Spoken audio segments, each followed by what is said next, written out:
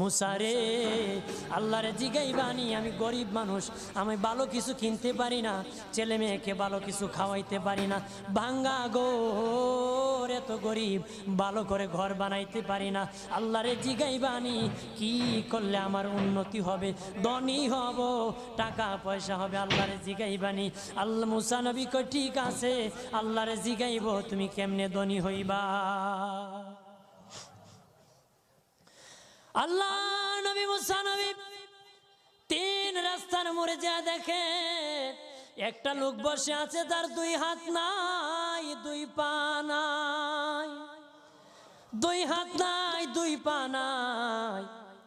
ওই লোক ডাক দিয়া কয়, মুসা রে, জীবনে কোনোদিন নিজে হাঁটতে পারি নাই, নিজ হাতে খেতে পারি নাই, কেউ খাওয়াইলে খাই, নতুবা উপবাস থাকি, বৃষ্টি আসলে ভিজি, সেখানে আমি